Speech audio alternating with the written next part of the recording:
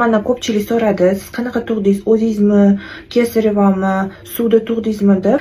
O'zimni istoriyamni ozgina sizlarga aytib bermoqchiman boshidan. Men homilador bo'lganimdan keyin 5-haftada gematoma olganman. Ugroza bilan akushерство ginekologiyaga tushdim. Lecheniya olib uyga qaytdim. 12 haftaligimda yana juda ham katta gematoma olganman.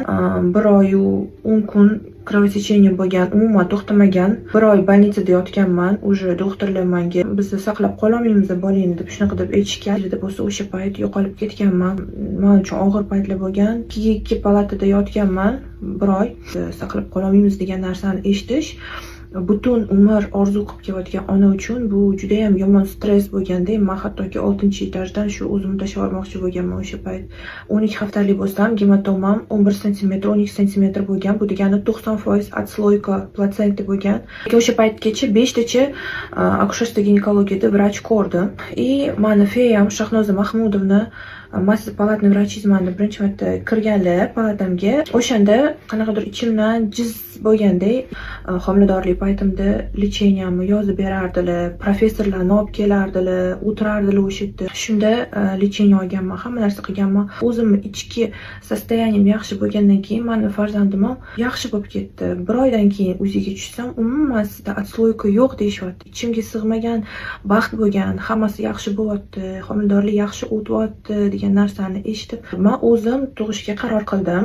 Uzilarimda hammasida normalniy edi, boshi ham past edi, o'zim tug'ishim mumkin edi. O'sha dard boshlandi. Menda 2da boshlangan kechasi, ertalab 7:30gacha uyda kutib o'tirganman.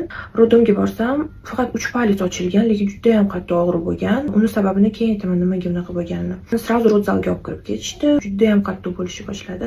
14 soat o'tdi. 15 soat o'tyapti, lekin tug'olmayapman. Juda ham zo'r vrach bor. Agar eshitgan bo'lsanglar, Iosif Iosifovich, Shahnoza Mahmudovna ularni ham chaqirdilar. Vaqt o'tyapti, lekin men tug'olmayapman. Yana bir kunda uxlamagandim. Umuman kuchim qolmadi. Keyin ekstreni kesareva qilamiz deyishdi, chunki hamma suv chiqib ketdi deb kuchan urganimdan. Оказывается, menda двойное обвитие bo'libdi. O'qiga 2 marta o'ralgan. O'zida ko'rsatmagan o'sha narsa. Lekin oxirgi moment shunaqa o'ralib qolganman. Tushish kerak bo'lgan joy tepaga ham tortayotgan bo'lganda, tushunasizlar, mana bunaqa двойной oru, двойной dard bo'lgan shuncha payt. Ham o'zim tug'dim desam ham bo'ladi, ham kesareva ham bo'ldi. Reanimatsiyaga olib o'tishdi. O'sha kuni qattiq og'ridi sho'flarim, to'g'risini aytaman. Обезболивающий juda ham ko'p so'radim. Ertasi kuni menga doktorlar aytdi, "Davay sen oyoqqa turib ketishing kerak" deb meni zo'rlab oyoqqa turg'izishdi. Men yurdim. O'sha ikkinchi kuni yugurib yurdim koridorda. Xudoning bir nima deydi, qudratida shuncha darddan keyin bolajonim bitta menga olib kelishganda reanimatsiyada shunday yig'lab yubordimda, qanaqadir nerealniy kuch keldi. Puliga keladigan bo'lsak, где-то kassa